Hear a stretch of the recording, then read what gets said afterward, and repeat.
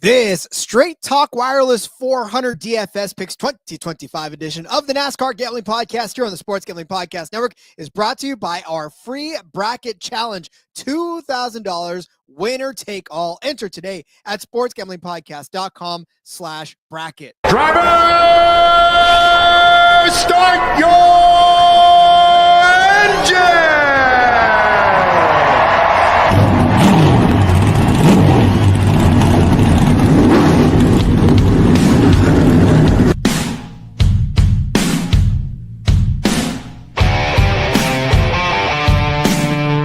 Strap in and pull those belts up tight as the Sports Gambling Podcast Network presents the NASCAR Gambling Podcast. I'm just gonna put my foot on the floor and I'm not lifting till I see God or a checkered flag.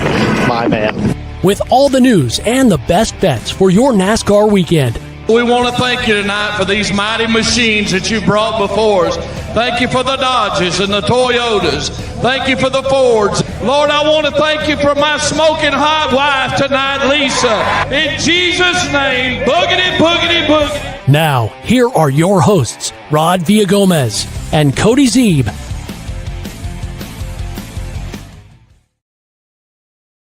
Welcome into another episode of the NASCAR Gambling Podcast here on the Sports Gambling Podcast Network. He's Cody Zeeb. I'm Rod Villagomez. Cody, I led our discussion before the show by asking you if you would like to build a snowman. I understand that you are under 6,000 feet of snow right now, and it doesn't seem to be getting any better. Yeah, the Midwest is very special, Rod. Yesterday, 75 degrees. I was in my shorts, walking the dog, phone rings. School's canceled for the next day due to the impending blizzard. At the time, 75 degrees out, and you're thinking, okay, here we go. So had to get up pretty early for work this morning. Left the house around 5 a.m. I woke up before I left the house, which to wake me up in the middle of the night, it's not an easy task. But the hail did it. We were in a full-on hail thunderstorm, and it was just hailing for like an hour. It was crazy, and it was pretty intense at times. So that was fun. Nice little sheet layer of ice to put down, prep us. Then it turned into rain, heavy rain with the thunderstorms, which then, as it got below 32 degrees, turned into big, heavy, wet snow. We've now had at least 6 inches fall. It's still coming down. Oh, yeah, and 50 to 60 mile an hour winds. So didn't have power. I was concerned about doing a show today because we did not have power at the house for about 4 or 5 hours this morning. Luckily, it's been restored for now. Hopefully, I'll make it through the show. But eventful couple of days here in the Midwest. It's going to be 50 again tomorrow, and then we're back into summertime by the weekend. So there you go. What the hell, man? That's just ridiculous. But I will say, yes, we definitely said whether or not we were going to get a show in because of the power. So if Cody blinks out, you know that it's because the power is out now in Nebraska, which must be what keeping the books from putting up all the odds. We're doing DFS. I'm starting to wonder, is it big gambling are they controlling the weather? We've heard that maybe weather's able to be controlled.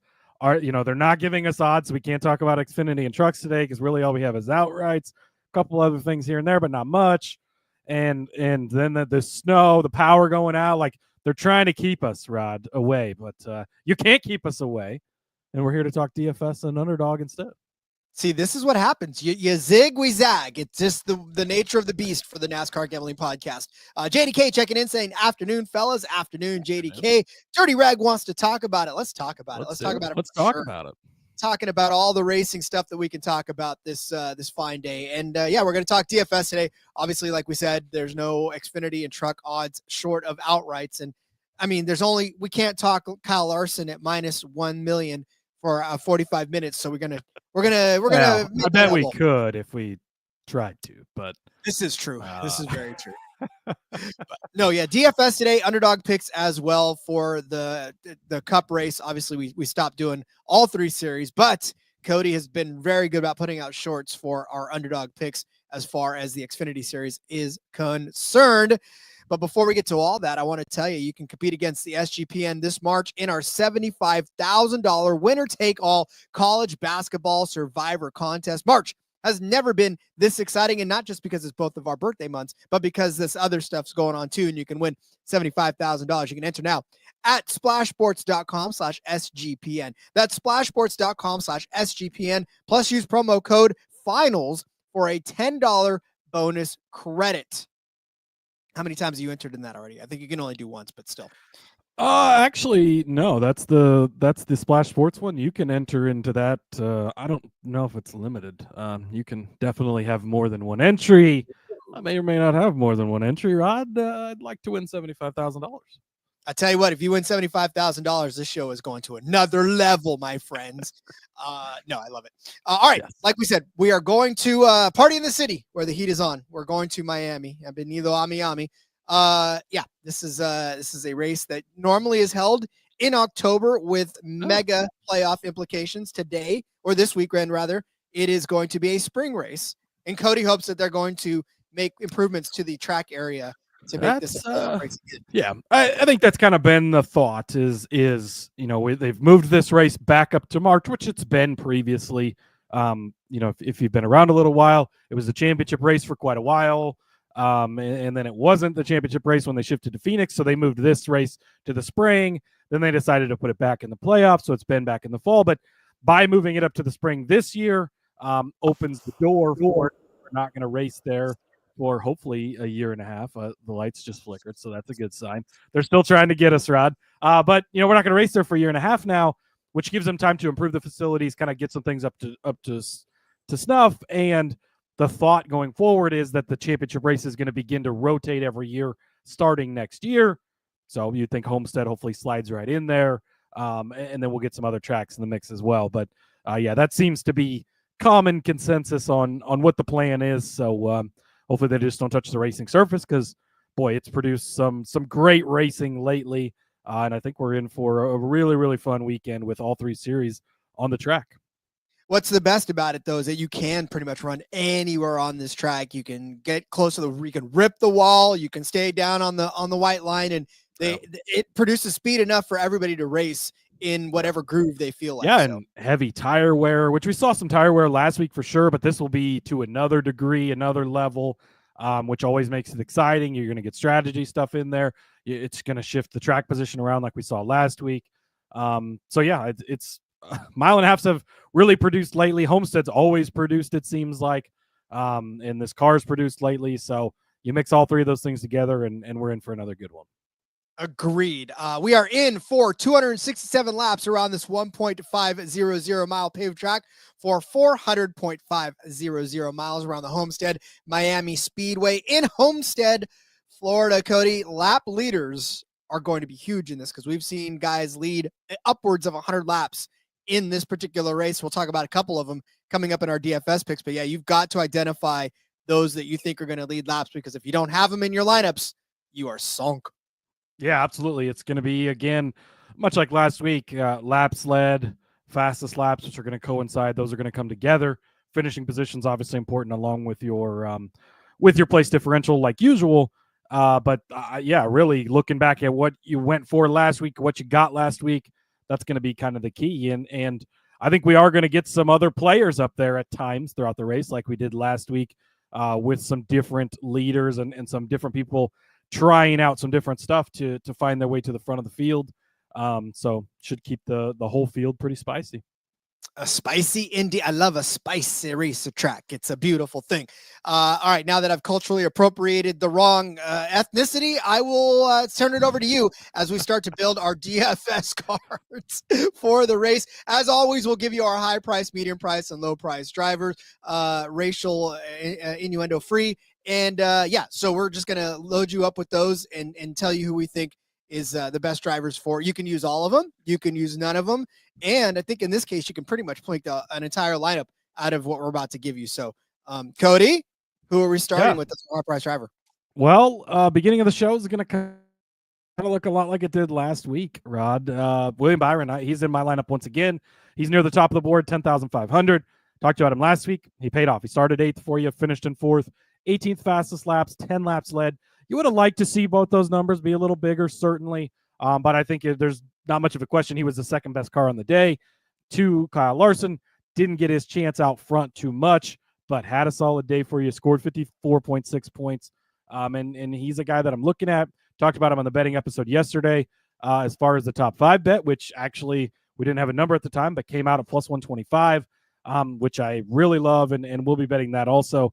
But last time the Homestead was in the spring, which is William Byron time, right? He tends to be hotter in the springtime more than any other time of the year. That was in 2021. So old car, yes, but led 102 laps that day, won the race. The last 3 races since it shifted back to the fall in the new car, a 12th place finish, but then 4th and 6th place, coming off of that 4th place finish last week, of course. And he has 6 top 6 finishes in a row on the 1.5 or 2 mile tracks, tossing Michigan in there. William Byron just been Mr. Consistent. He's always around front, and he's always got the ability to lead a lot of laps, right? You didn't get it last week, had a solid day, which is what you're counting on, but he can go lead 102 laps. He can go lead 170 laps. He can just light the world on fire, have a great day, and really put you over the top. I love William Byron this week. I do too. I'm very much a fan of what he can do because, again, we've seen it. And this is early in the season now on a track, and we talked about this yesterday, on a track that he's actually good at, right? Earlier in the season when he's actually at his best. So, I definitely am with you on taking him here as well. John Ray saying, like Byron, but what about Larson? Well, guess what? What about Kyle Larson? We're about to talk. Hey, shout out, by the way, to Gatorbait, who is in the Discord, for making these fantastic cards for us. It's an entire deck of cards featuring the drivers. It's got all the drivers, all the full-time drivers this season.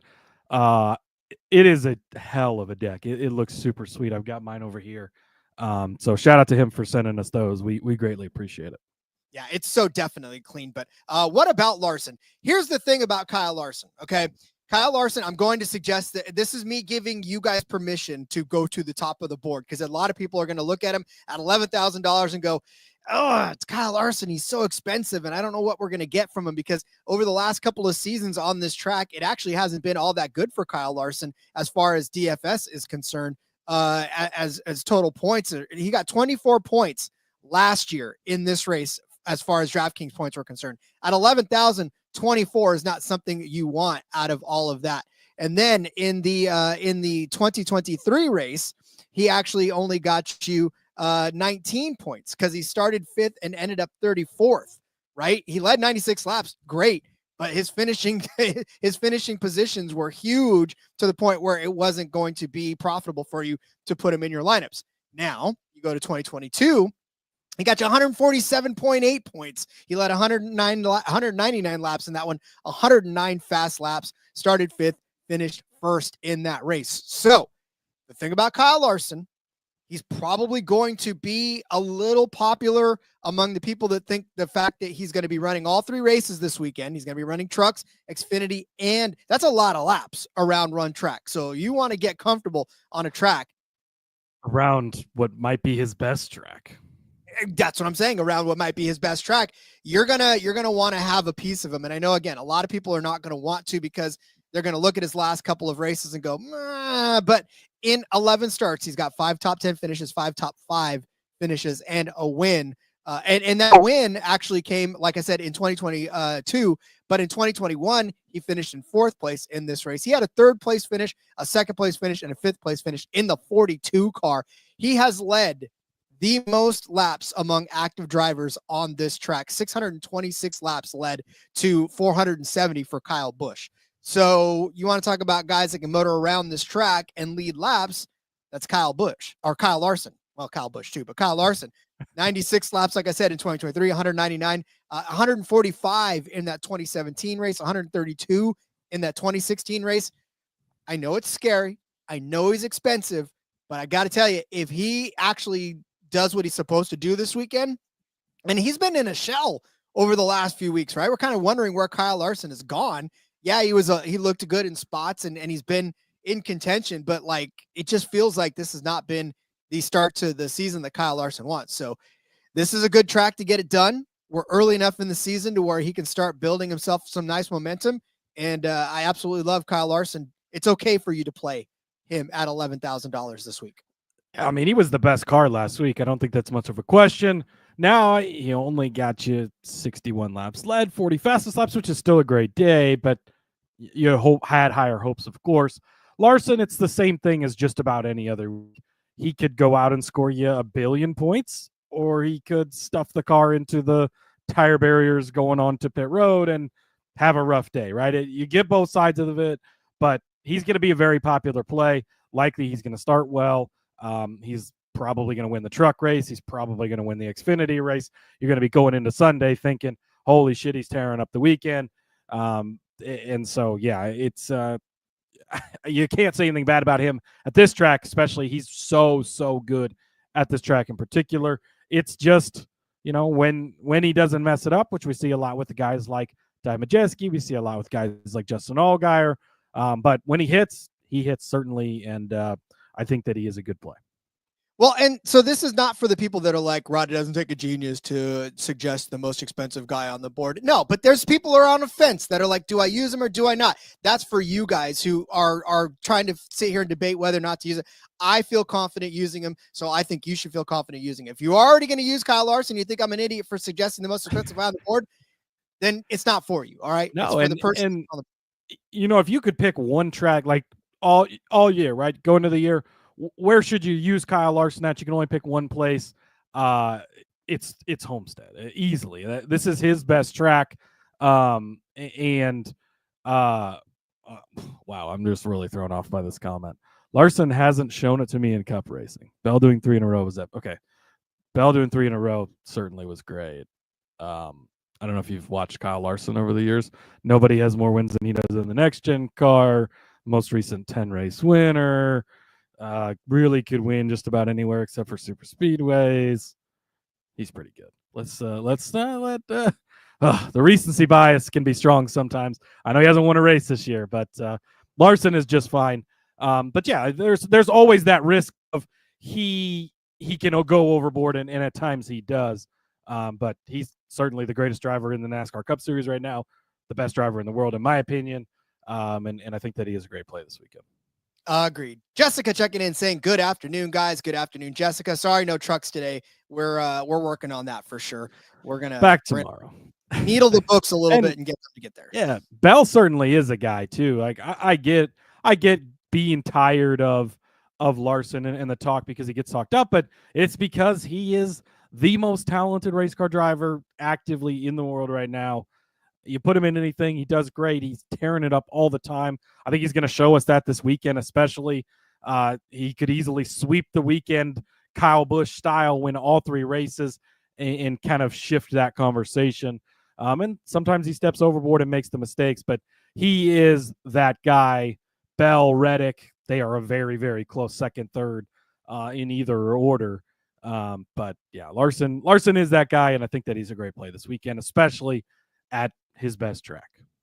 All right, let's give you our low price drivers. But before we do, I would like to tell you about DraftKings. When it comes to college basketball and March Mania, one thing is for sure, nothing's for sure. Upsets, buzzer beaters, Cinderella's advancing, top seeds going home early. It's all going to happen, but bet the unexpected every upset every day with DraftKings Sportsbook. With live betting, exclusive content, promos, and parlays, DraftKings is the ultimate college basketball destination for March. First time? Here's something special just for you. New DraftKings customers bet $5 to get $200 in bonus bets instantly. I know that March Madness is out there. I know you all are excited about your little basketball tournament or whatever's going on right now, but there's Aussie rules football going on, and if you're telling me you can't get excited for the Hawthorne Hawks taking on the Carleton Blues or the Collingwood Magpies taking on Western Bulldogs, then I need to take your pulse, because that, my friends, is super exciting to me. It should be super exciting to you, and guess what? It's on DraftKings Sportsbook right now. But in the meantime, bet the unexpected with DraftKings Sportsbook. Download the DraftKings Sportsbook app and use code SGP. That's code SGP for new customers to get $200 in bonus bets when you bet just $5. Only on DraftKings. The crown is yours. Gambling problem? Call 1-800-GAMBLER. In New York, call 877-8-HOPE-NY or text HOPE-NY 467-369. In Connecticut, help is available for problem gambling. Call 888-789-7777 or visit ccpg.org. Please play responsibly. On behalf of Boot Hill Casino and Resort, Kansas. 21 plus age and eligibility varies by jurisdiction. Void in Ontario. New customers only. Bonus bets expire 168 hours after issuance. For additional terms and responsible gaming resources, see dkng.co/audio. We tell you about Rhythm. Rhythm is throwing an epic March Madness party, and you are all invited. Yes, even you, the ones that never get invited to parties, talking to you, because it's me too. All Rhythm users are invited to a first 4 watch party Wednesday, March the 19th at the awesome Stadium Swim at Circle Las Vegas, and it gets even better than that. Rhythm is also giving away a $250 March Madness future for one random lucky Rhythm user. Even if you can't make it to the party, you can still win that future bet. Rhythm's March Madness success stats from 2024, with UConn winning, our percentage of winners was 39% higher than ESPN brackets as a whole. Rhythm had 34% of brackets. ESPN, 24.7. I think Rhythm's number is just a little bit higher. Rhythm predicted Duquesne, NC State, and Oakland upsets. 45% of Rhythm brackets at NC State reaching the Sweet 16. So get a free party plus a chance at a $250 future bet when you sign up with Rhythm. Go to sportsgamblingpodcast.com/party for details. That's sportsgamblingpodcast.com/PARTY.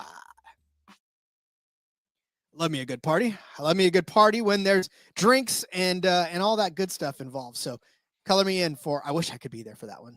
I want to go to Vegas so badly right now. Yes, that's hanging out with those guys in Vegas just seems like probably some of the most fun you could possibly have. So hopefully in the near future, we'll be able to join them out there, Rod. But somebody who seems fun, somebody that you think is fun, and I'm going to start getting on the train because I like what I've seen this season. Daniel Suarez is my mid-tier guy, $7,600. I think you said it in the Discord last week, something to the effect of Daniel Suarez delivering again in DFS or something like that was your comment. And he had a hell of a day last week. He actually outscored Kyle Larson, 70.5 points he brought in at Las Vegas on a $7,100 salary. Of course, they've upped that to 76 this week, but started in 23rd, so it wasn't like he was super impressive in qualifying.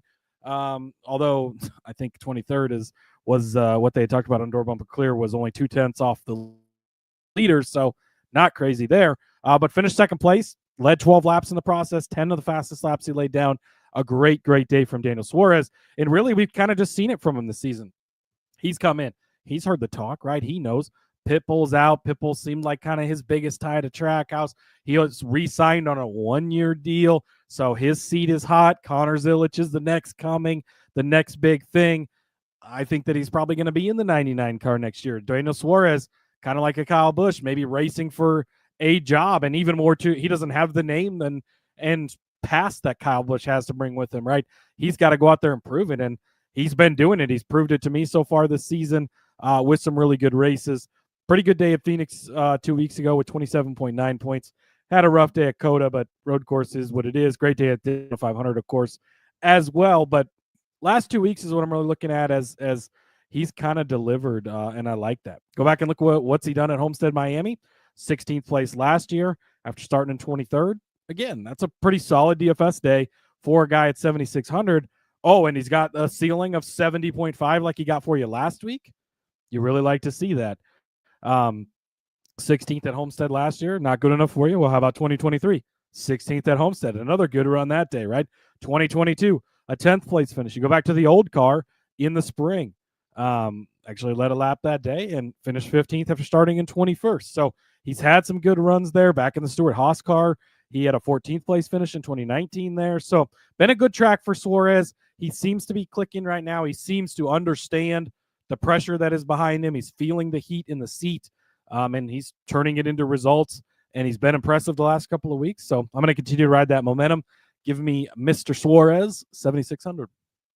I love it because where you're getting him at, last year, he got 34 DraftKings points for you. The year before that, he got 25 points for you. And then the year before that, in 2022, he got you 50 DraftKings points in that. And listen, if you want to see the historical data for this, go to ifantasyrace.com. They have got the historical data or the historical DraftKings points for all of these drivers. So you can go back several. Actually, you can go all the way back to 2020 for iFantasy Race. They give you all the points back to 2020. So great resource for you to go back and look through and see where these guys have done on this particular track. So love it. Love Daniel Suarez. like I said, another week, another delivery for mi amigo, as it were.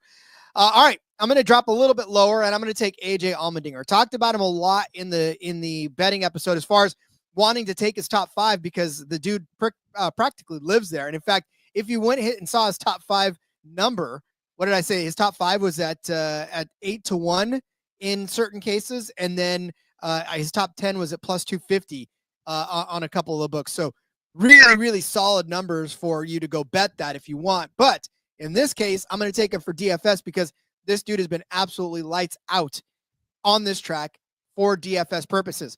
Last year in the 2024 race, obviously it was in the fall, got you 64 points. That's the 4th most points scored last year on this track. He started 32nd, finished 8th, and had 9 fast laps, but 64 points. He scored more than William Byron. He scored more than Denny Hamlin, Christopher Bell, Alex Bowman. I mean, he even scored more than Kyle Larson. So that tells you something about where AJ Allmendinger was last year. All right, Rob, but that was 1 year. No, it wasn't. In 2023, AJ Allmendinger scored the 4th most DraftKings points on this track, 59.9. He started 25th, finished 5th, had 2 fastest laps. But Rod, that's just 2 years, man. That's not a really good. No, stop. In 2022, AJ Allmendinger scored the 5th most fantasy points on this track, 52.05. Started 10th, finished 3rd, 9 fastest laps. I don't care what he's been in. I don't care if he's been a full-time driver, a part-time driver, an Uber driver. AJ Allmendinger has finished well at this track, and he scored you at least inside of the top 5 as far as DraftKings fantasy points in all 3 of those races. And to get him at $7,000, somebody was not doing their research. Just flat out, somebody was not doing their research, and that's fine. That's where you get to take advantage of that, because I don't know that a lot of people that aren't in the know are going to scroll that far down and go, AJ Allmendinger at 17.5 fantasy points per race looks like a great option to me this week. They probably won't do that, and that's fine. You'll get him, because last week he started 18th, finished 8th, had 4 fast laps, and got you 48 points with a $6,600 salary. So AJ's cooking, and unlike Carson Hocevar, I want to be in the kitchen when AJ's cooking. So I love this. So give me AJ Allmendinger at $7,000. Oh my God. I really don't know what Don't Carson did to you, but just strays out of nowhere. We didn't even bring him up. Wasn't in conversation. Just throwing strays out there. I did give AJ Allmendinger over Carson Hocevar as a head-to-head yesterday. So, yeah, I completely agree with everything you said. You go back to his days at Richard Petty Motorsports. He did good here. You go back to his Gillette Evernham days a while back. He had good finishes here. He's always been good at this track. He really seems to like this track. And now, as the veteran driver that he is, he's a pretty good guy to look at almost any given week. But the tracks where he's historically better at, like Homestead-Miami, it tends to pay off like it has the last 3 years in a row in this new car, in part-time, in full-time, in whatever situation, like you said. So I love the AJ play as well.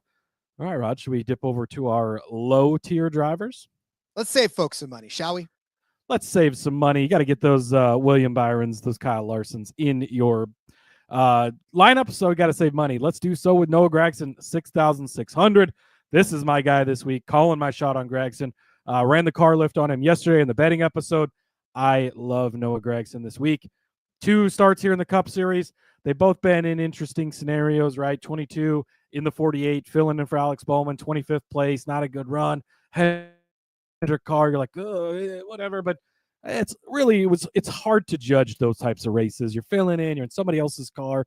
You don't know everything. It's not your crew. It's hard to judge too much on that. Last year, 19th place in the 10 car. It's an okay run right at this price, but end of Stewart-Haas Racing, getting out of it. Okay. That's all we've got to look at for the Cup Series. So I went back to the Xfinity Series, where he's always been a guy who stuck out to me. 2019, led 10 laps, finished in 4th place. 2020, led 83 laps, finished 3rd. The other 2020 race, led 81 laps, 5th place finish. Do you see the pattern here? 2021, led 34 laps. David fucking Starr, piece of shit, his 13 Whataburger car. I'll never forget it, Rod. Noah's just ripping the high side, just destroying the field. And David Starr gets in the fucking way and destroys his car. Horrible, horrible day for me. I lost a lot of money. And I'm not bitter about that, as you could tell. But he was great that day. He should have won. He came back in 2022, swept both stages, led 127 laps, beat Ty Gibbs in that race, won the race. Noah Gragson loves this track. He's been really good here. Been excited what I've seen from him in this number 4 car. We had the top 10 bet last week. It was cashing until late. Blows the tire, hits the wall. Not much you can do about that, but they looked good. Front Row Motorsports has looked really well. So I love Noah Gragson this week. Give me him as my low tier guy at 6,600. As much as I love Noah Gragson, I love the picture that you picked for the thumbnail of Noah Gragson. There is nothing that is going to get more. If this video is not the most watched video on the entire thing, then I don't know what's going on, because sex sells, and Noah Gragson. Yeah, very much a Tim Richmond throwback for you old school NASCAR drivers. But yeah, got the fire suit undone a little bit. It's an older picture back from his Xfinity days, but I was like, this picture is just, it's too good to pass up putting on this graphic when I really want to highlight him a lot this week as calling my shot on him. So love me some Noah Gragson this week. Love you some Noah Gragson. Love me some Laura. Hi, Laura. It's good to see you. Laura says howdy, and we say howdy right back. All right. My low price driver is a guy that I'm pretty sure no one's going to be looking at, and that's fine because we are going to scoop him up, and that's Austin Dillon. I know there's a little chatter in the Discord about Austin Dillon, but what they're talking about.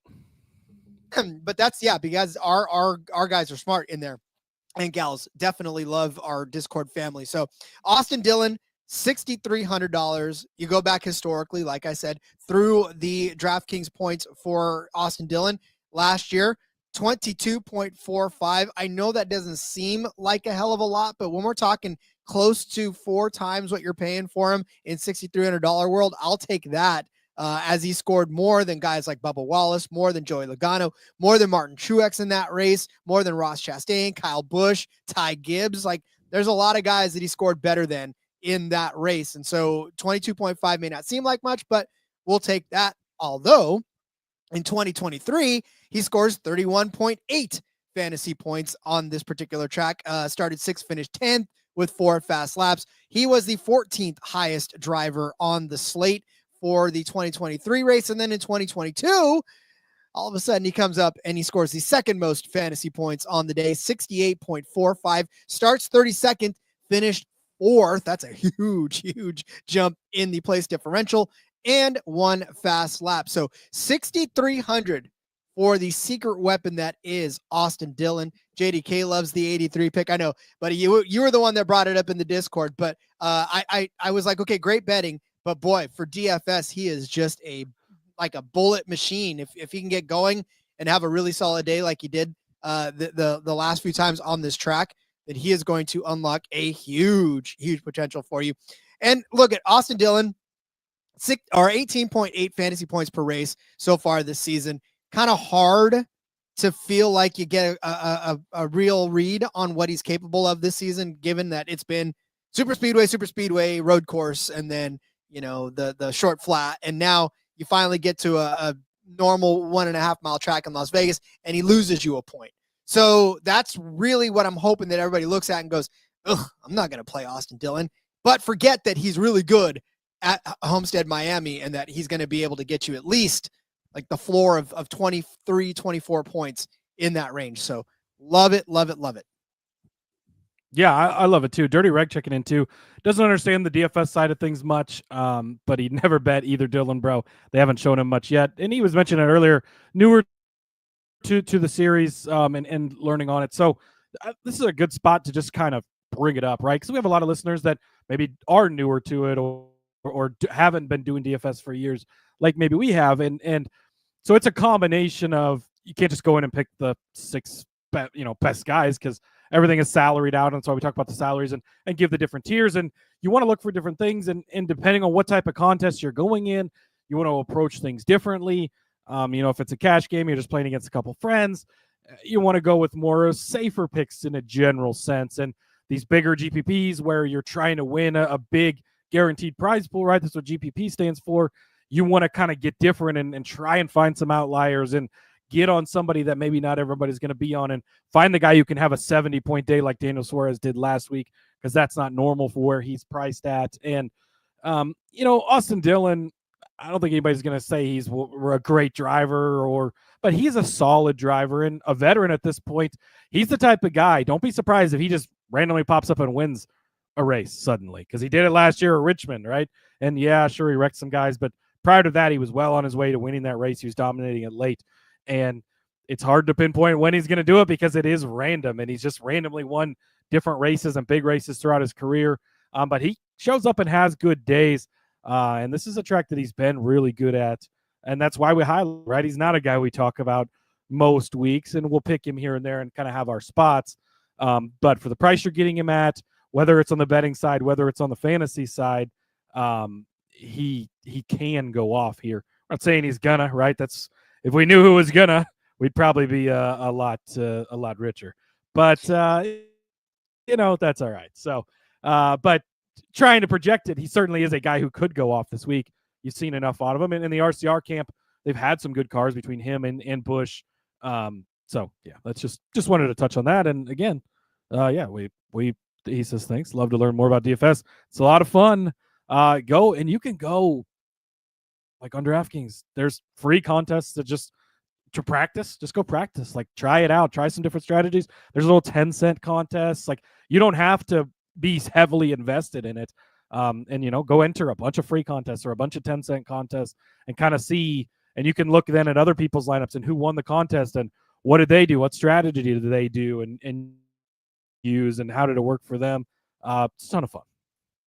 Yeah, seriously. And then that's really, again, the whole strategy of the DFS version of NASCAR is it not, I mean, there's a lot that you can learn from the betting episode, which is why we tell you always go back, listen to the betting episode for guys that we're on that we don't bring up here, because we try to bring up different drivers. But all in all, it really is trying to find those guys that are going to get you points. And in some cases, guys that won't lose you points. And so, yeah, we bring up guys like Austin Dillon. We bring up guys like Noah Gragson. And it's really only because the value in what they are.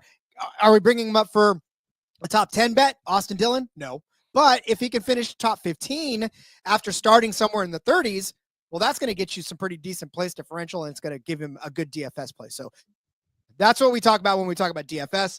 So we're glad to have you along for the ride. We love to teach you guys, and we love to have fun. So if you're like Dirty Reg and you're like, man, why is he talking about Austin Dillon? Well, this is why. And this is why we try to help you guys get better at DFS, so you can start taking down tournaments left and right. So, all right, get out your pen and paper. We're going to go over quickly the drivers for this DFS side of the slate. Cody started you out with William Byron at $10,500 as his high-priced driver. Kyle Larson was mine at $11,000, top of the board. Cody gave you Daniel Suarez at $7,600 as his mid-price driver. I said AJ Allmendinger at $7,000 was mine. Cody gave you Noah Gragson at $6,600 as his low-price driver. I said Austin Dillon at $6,300 is mine. We're going to come right back after the break. We're going to give you all of our favorite Underdog Fantasy plays. But before we do, let me officially tell you about Underdog Fantasy. It is time for my bonus Underdog Pick'em. Actually, it's time for all of our bonus Underdog Pick'em. We're going to give you all of our favorite plays. Underdog Pick'em, you can play any sport and win up to 100x. You can sign up right now with our promo code RACESGPN to claim your special pick and first-time deposit offer up to $1,000 in bonus credits. UnderdogFantasy.com, promo code RACESGPN. Allow me to tell you about Edge Boost. SGPN has partnered up with Edge Boost, the premier Visa debit card for bettors. An Edge Boost card allows you to avoid the hassle of having your card denied at the sportsbook, DFS site, sweepstakes site, racetrack, or casino. Plus, you can earn up to $750 per month in cashback rewards for using your Edge Boost card. And you know it's safe. The card's FDIC insured. And the best part, no credit check, and it's completely free. Sign up for Edge Boost and enter our free $2,000 bracket contest at sportsgamblingpodcast.com/bracket. That's sportsgamblingpodcast.com/bracket. Well, Cody, like I said in the ad, it is our Underdog Fantasy section of this, where Underdog will give you the finishing projections that they think these drivers are going to finish at. We just have to simply pick whether we think they'll finish better than or worse than that finishing projection, and then just kind of stack up those multipliers and watch it go. Simple as that, Rod. Just to go back to DraftKings real quick, JDK saying no Ryan Preece. Ryan Preece, a guy I highlighted yesterday in the betting episode, so that's kind of an endorsement for him in fantasy too, right? If I am that high on him for the betting part of things, also high on him here.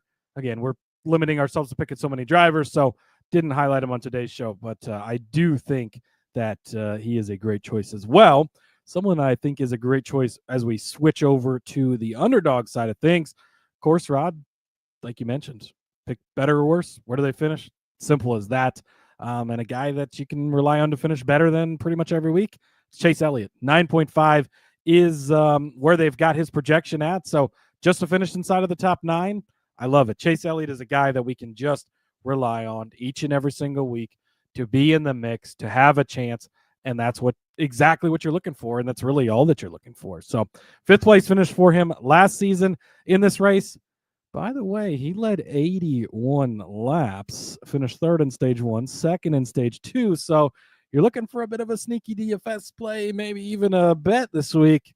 Chase Elliott certainly could be one of those guys also, but that's why I love his better finishing position than 9.5. He won at Texas last year, and it's just a continual Chase Elliott, always going to be in the mix. He's not always going to have the fastest car. He's not always going to be the best driver out there, but he is going to be the most consistent. He's going to not F things up for you all the time, I guess, if you want to go that route. And that's what you like from him. So give me Chase Elliott better than 9.5. Very difficult to argue against anything Chase Elliott. And honestly, this team, they need something, right? It just feels like there's been a lot of disappointment in that 9, even though they've been running, and it's just, I don't know, anything less than a win. We already know what they're getting. And it's the 2025 championship, Rod, because as I told you that before the season, and he's working on it right now, so it'll be just fine. You did. You absolutely did. You are absolutely correct. So, all right. Those with sensitive hearing or those with sensitive ears and do not want to hear Carson Hocevar disparagement, you may now turn down your radio for the next, I would say, 3 to 4 minutes, because I am going to give you my Carson Hocevar take, whether you like it or not. Boo. It's all right, Cody. Nobody asked you. Carson Hocevar, his finishing projection is set at 13.5. You know which side of this I'm on. Give me the worst then. Give me the worse than 13.5. But Rod, you say he finished 9th here last year in the fall in his first race in the Spire 77 car. Okay, that was last year. Never finished worse than 9th place in this track in the Cup Series, Rod. He's done it once. I don't give a rat's ass. What has he done this season so far? He's ran into a buzzsaw. 30th at Daytona, 2nd in Atlanta. Oh my God, Carson Hocevar is fantastic. 13th at Austin. Oh my God, Carson Hocevar is the next best thing. 36th at Phoenix after starting 3rd. 30th at Las Vegas after starting 25th. I'm sorry, but for those of you who love Carson Hocevar, that's fine. I get it. I understand the Carson Hocevar love. You're fine. You're just not gonna get it from me. This season, he put his foot in his mouth and he just kept biting. So to me, I feel like this is he's not the right mind space for a 14th or 13th place finish. Will he finish in the top 15? Probably. I understand that that's probably going to be where he's going to be, but good. I hope I'm wrong about Carson Hocevar. Here's the thing about it, right? This is what I love about people like, Rod, you're wrong. Good. I want to be wrong. I don't always have to be right in certain instances. And to me, I'd rather be proven wrong more often than not, because that means I'm learning and I'm educating myself on things that I must have missed, right? I have my preconceived notions and I've got my observations, but that could be wrong. But in this case, people told me I was wrong last week about Carson Hocevar. Turns in a 30th place finish. I wasn't wrong then. They told me I was wrong about Carson Hocevar in Phoenix. And he was like, oh, he started 3rd. Rod, you're so terribly wrong. And then he finished 36th.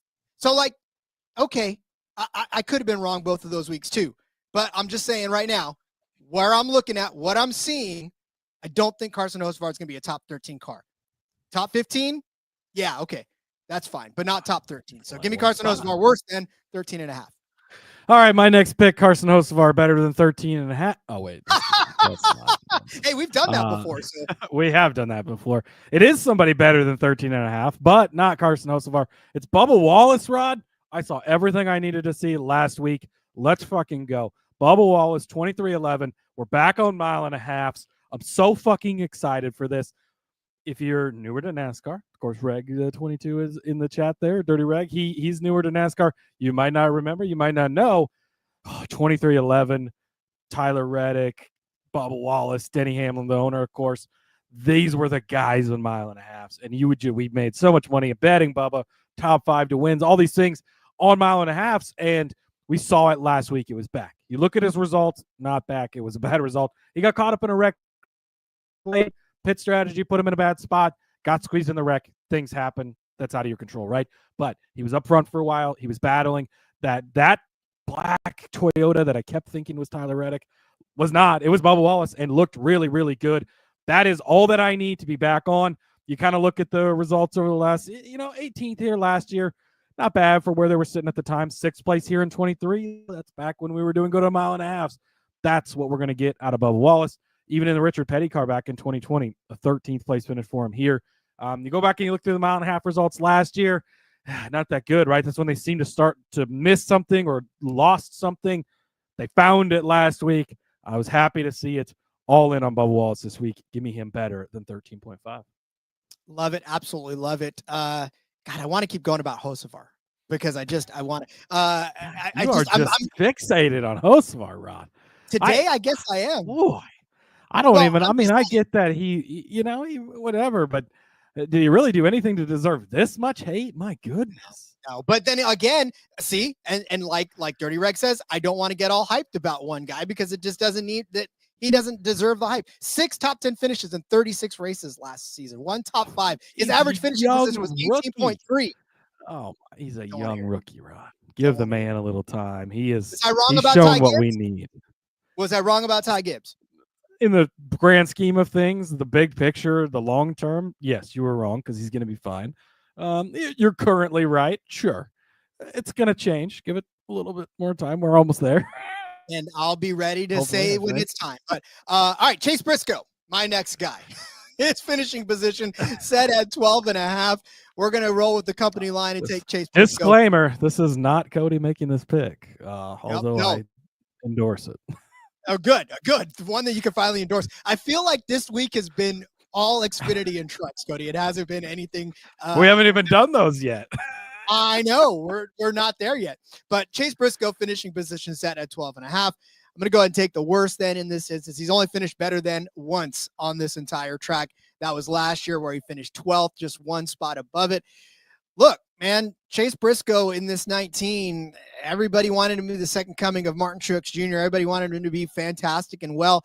And I mean, we use these comparisons as far as how the season has started. We're like, well, it's super speedway road course, and then mile. It's just, I get that, but there's drivers that sometimes rise to the occasion and there's drivers that don't, right? There's drivers that are Daniel Suarez that all of a sudden have this fantastic run and you're like, holy cow, this is Daniel Suarez. And then there's Chase Briscoe, who you expected you expected top 10 finishes out of every single race that he's been in. You expect him to be competing for the win. And really, the only place he did that was at Daytona, right? I mean, he 21st place in Atlanta, 14th at Austin, 35th at Phoenix, 17th at Las Vegas. There's no momentum for Chase Briscoe in this 19 team at all right now. So, and even the starting positions, I mean, this isn't even just race conditions. This is starting positions. 25th in Atlanta, 18th at Austin, 30th at Phoenix, 24th at Las Vegas. They're not even unloading fast right now. They're not even looking racy at this point. There's something happening. There's a disconnect right now. And we have to ride this momentum wave that's saying he's not finishing inside of the top 10. He's not even really finishing inside of the top 12 on a consistent basis, on a week-to-week basis in this 19. So until he gets something figured out, you're better taking the worst then on all of these until all of a sudden you get something figured out. Can it happen? It's a Gibbs team. Of course it's going to happen at some point. They're not going to continue to let him just muck up the 19 car. They're going to have to figure it out because, first of all, Gibbs fans, they don't want anybody driving poorly in their camp. They've got Hamlin, they've got Bell, right? They've got Hamlin, they got Bell, and they don't want anybody else to mess things up. So I was waiting for you to say they've got Gibbs.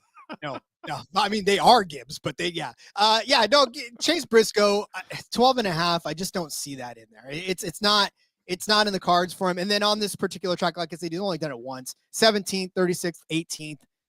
It's ho-hum numbers in SHR equipment, but yeah, give me Chase Briscoe. I'm sorry. I'm using old teams stats. I'm not allowed to do that. So Chase Briscoe worse than 12.5. Yeah. The Chase Briscoe thing, I think that long-term, like him in the 19 cards, it's going to work out. It's going to be fine. We're going to see a lot of good stuff. Everybody was so high. He was so inflated coming into the season. That's kind of why I was against him. And let's be honest, right? So far, that's been correct because he's not done well, as you just laid out the case.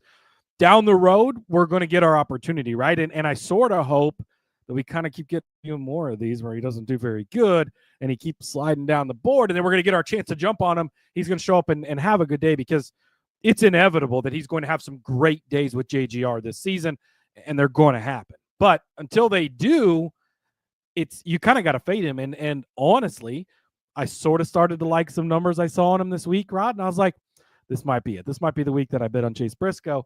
And then I dug into how he's done on this track because I'm thinking dirt track guy, like has started off the season. He's not really been that good here. So there was just nothing for me to actually glean on to be like, this is the week for him. So I'm fully on board with fading him. So I'm glad that you put that in there, Rod. I'm going 3 for 3 on the better thens this week. Again, you've got 2 worse thens so far, but not me. I'm Mr. Positive, as you know. Okay, maybe that's not always true, but talked about him earlier on the DFS, the DraftKings portion of things. But William Byron, I love him this week. They've got his line set at 6.5 for his finishing projection. And William Byron, he's finished in the top 6 in 6.5 miles, 2 miles in a row. That's what we're going with, right? He finished 6th place here fall. He is just a consistent driver. It's the spring thing. He's better early in the season than he is late in the season. And I have to keep reminding myself he still made the Final Four last year. But his like big bulk of wins and everything, if you look at his career, come early in the year. That's when he runs better. He's the most recent spring race winner at this track. I really, really like William Byron. Talked about him yesterday to bet the top 5 bet. And he made my outright as well because I like the number. And I think that he could jump up and win. But he's going to be running up front. He's going to be consistent. He's probably going to be one of the fastest cars. Even if it doesn't work out, he's going to find a way to get back to the top 5. Just like last week, one of the fastest cars got shuffled back, still found his way back into 4th place, cashed that top 5 for us. And so in this case, the fantasy finishing projection of 6.5, that's, if this was at 5.5, you'd be like, oh, he finished 6th here last time. Like, hey, yeah. But you're getting that extra spot even. They tossed in a gift for you. So love this. I still would have took it at 5.5. Don't tell Underdog that. But at 6.5, it's even better. So give me William Byron, better than 6.5. This one feels like one of the ones that they give you that's like over a half of a rushing yard. I mean, higher than a half of a rushing yard on Derrick Henry. It's like, yeah. And then Derrick Henry gets hurt on the first play of the game and doesn't get it. But hey, but I don't know if it's that sure of a thing. But he's in the mix each and every week. 1.5 miles in particular, he's been good at, especially lately. And he's a consistent driver, which it's crazy. Hendrick is really good. They've got 3 really consistent drivers. And then they have an inconsistent driver that's better than all the other drivers. So they really just have everything covered over there. The great Matthew Berry, fantasy analyst for such places as ESPN and now NBC and all this stuff, said once upon a time, you can take statistics and manipulate them however you wish. And that is the glory of being an analyst, because I'm looking at the data and I'm going to interpret it the way I want. I just got done telling you that Carson Hocevar doing something once on a track does not get me super excited. I'm going to turn around, contradict myself, and say that Josh Berry finishing 11th on this track gets me super excited about the fact that his finishing position is set at 14.5. Oh my God, 14.5 for Josh Berry. Please give me the better than, and don't even look back on this one, because here's the thing. For Josh Berry, look, you say, oh, but Carson Hocevar finished 9th on this track last year, so he definitely must finish better than 12.5. No, because Carson Hocevar's stunk the last few weeks. Josh Berry, on the other hand, has finished 1st. Oh yeah, last week he won the race, and 4th in Phoenix. Really, really solid momentum heading into a track where he does have an 11th place finish to his name on this one. And remember now, Josh Berry, he was driving the 4, the SHR car back then. Now he's driving this car that actually looks better than he looked at last year, right? So for me, this is all about momentum. That Wood Brothers 21 is just pouring he's the only driver. He's getting all the attention. He's getting all of the resources, getting all the equipment. It's a Penske operated sort of a loose affiliation, right? He's essentially driving. It's that loose. It's a Penske car. I was going to say it's a Penske Junior, but only like the Junior that you get when you're like a Whopper and a Whopper Junior. It's a little smaller, but it's still a Whopper, right? So, yeah, this is Josh Berry really coming into his own right now. And you're going to give me 14? Like, all he's got to do is finish 14th or better. He did it already on this track once before. So for me, this is a no-brainer. Josh Berry better than 14.5. Now, if we're talking 10, I would probably waffle a little, only because a lot of stuff can get at you. But a lot of stuff can get at you. You could still be a good, solid car, and you can end up finishing better than 14th on this one. And if you look at his Xfinity totals, last few races here, 6th in 2023, 8th in 2023 in the spring, 3rd place finish in 2022, 13th in 2022 in the fall. His really only worst finish then in this Xfinity Series in his time with the 8 car was a 36th place finish in his very first race here, started 9th and crashed out of that race. So he is 4 for 5 finishing better than 14.5 in the Xfinity Series, 1 for 1 in finishing better than 14.5 in the Cup Series. Give me Josh Berry all day long, better than 14.5. Yeah, I'm not going to say anything bad about Josh Berry. That's backfired on me already. But momentum is king, and there really is something to momentum, something to doing something week to week. He obviously had a very fast hot rod, as Clint Boyer would tell you. Very fast hot rod last week. We have lost Cody here for a second. I think the power may be dwindling on him as well. But yeah, Josh Berry, definitely a fast hot rod over the last few weeks. You got to ride that. And so momentum is you say, well, momentum doesn't mean too much, right? Ask Christopher Bell what momentum means, to the tune of 3 wins in a row, right? That's momentum in NASCAR. Yeah, I don't know where I dropped out on that, but momentum is king. And mile and a half last week wins, obviously, looked very fast. And now all he has to do is finish inside the top 14. That's not really that tall of a test for what we just saw from that team.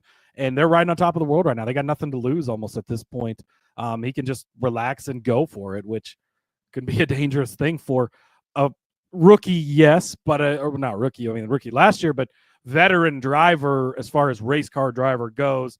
And an older guy, right? He was a rookie last year, but he's 34 now, 33. He's an old, young guy in the Cup Series, and he's got that experience behind him. So, yeah, it's hard to be against Berry at this point in time. Yeah, Cody, and he's locked into the playoffs at this point. So, he's got locked into the playoffs. But, he's riding with house money for sure. All right, get out your pen and paper. We're going to go over our Underdog Fantasy plays for the Straight Talk Wireless 400. Cody gave you Chase Elliott better than 9.5. I gave you Carson Hocevar worse than 13.5. Come at me when he finishes in 13th. I'll be ready to take it. Bubba Wallace better than 13.5 for Cody. Chase Briscoe worse than 12.5 for me. And then William Byron better than 6.5 for Cody. Josh Berry better than 14.5 for me. Those are the Underdog Fantasy picks for this race. Cody, nothing left to do now, but watch them play out on the track and take all the heat possible on social media for me. That's what we live for, Rod. Just don't hold your fat face too close to the camera. But it's whatever. Those people just, I am a little bit of a heavy guy. Still in pretty good physical shape for being a big guy, but whatever. Doesn't hurt my feelings, Rod. I just laugh it off, and it's funny. So fuck that guy. I still get paid to do this, and I have a microphone and he doesn't. So there you go. Anyways, we're back tomorrow, Rod, with Truck Series talk, Xfinity Series talk.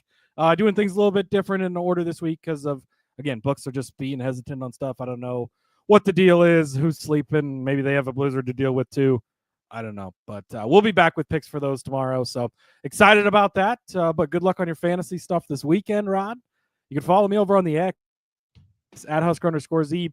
I've got the article out for tomorrow, Thursday's games. March Madness tips off. I picked every single game, gave an explanation for why I like it. So check that out.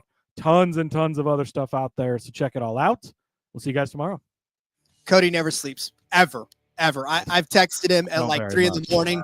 Yeah, right. And Cody's like, "What's up?" I've been up for the last 17 hours. So what do you got? And yeah, that's Cody never sleeps, so you can have the content train rolling. Gotta love it.